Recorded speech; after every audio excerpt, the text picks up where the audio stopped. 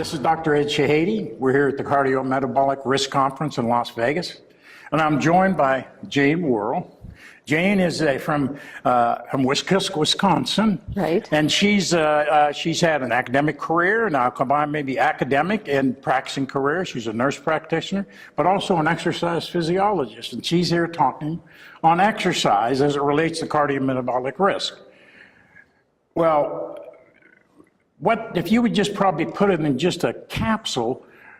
Why is exercise so important in cardiometabolic risk? Well, we know that exercise certainly expends calories, so it certainly helps to promote weight loss and help people maintain a healthy weight. Right. But, you know, I think more importantly than the weight loss aspect, we know that exercise helps to control blood pressure, to control blood sugar, to help make lipids look better. So all aspects of the cardiometabolic syndrome are helped by exercise. And when we say exercise, that mean I have to go out and be a jogger or a runner?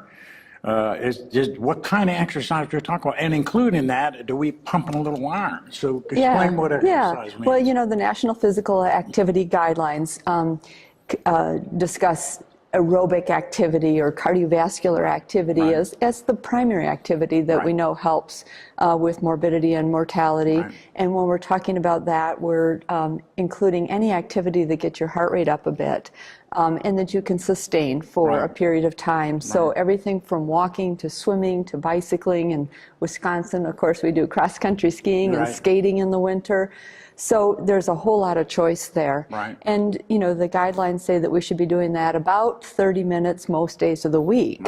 But it doesn't have to all be done in one bout. It can be split up throughout the day. So, you know, practical guidelines with patients who certainly haven't done anything for years.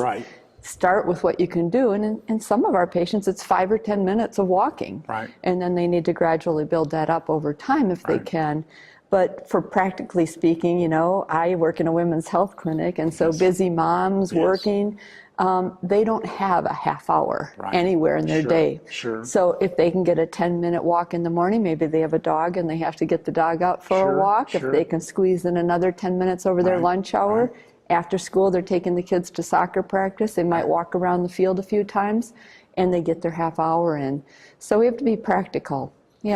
There's also a role for what we call endurance, strength training kinds of activity.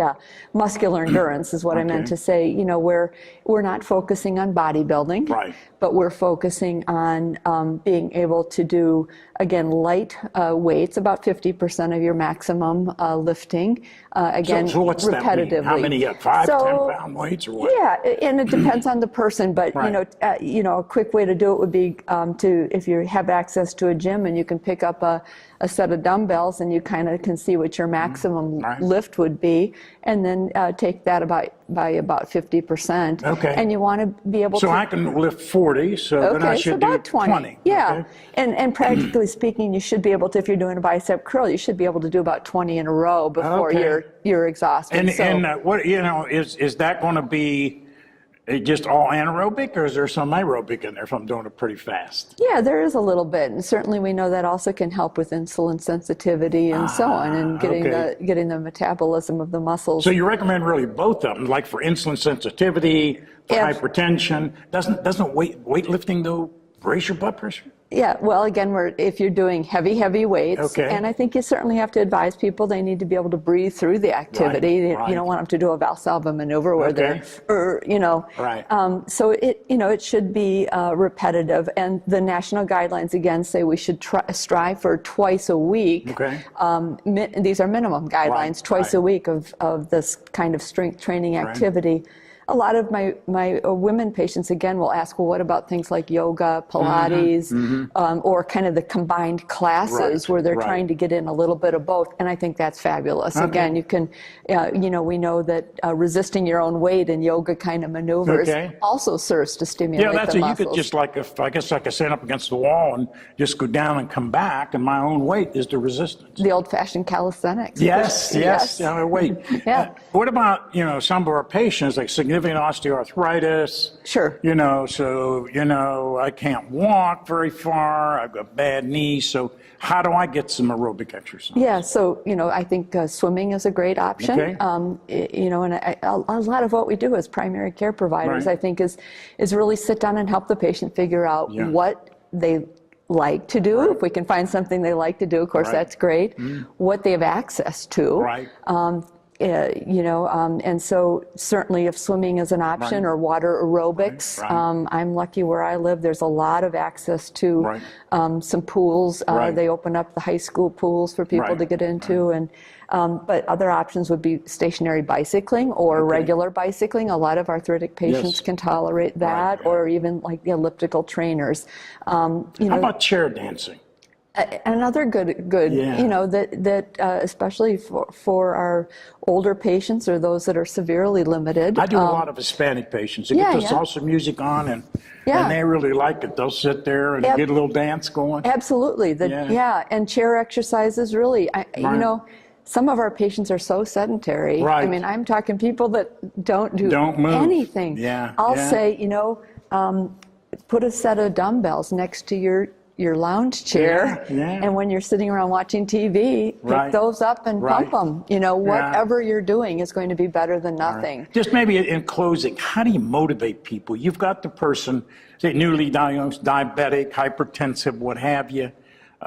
You know, you're seeing them now because Jane is a clinician as well as very interested in exercise. She Right. applies it. So you can tell this patient, it's hard to get them motivated, hard to get them motivated to take medication. So how do you motivate them? Any special tricks to do some extra physical activity? Yeah, you know, motivation is hard, and it has to come in many ways from the person. So our job is really helping them figure out what's going to motivate them. Right. You know, for some people, it's that they have grandchildren they want to be able to, Right. you know, throw the football, play with in the yard. Right. Other people, you know, I've had very low-level patients who the goal was just to be able to walk through the grocery store or one of those really big stores, you know, Costco's or so on, that without having to stop and rest. Right.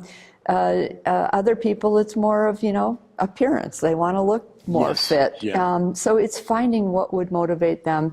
You know, certainly I can tell them it'll help your diabetes, it'll help you raise your HDL cholesterol, Right. it'll help you drop some weight. Right.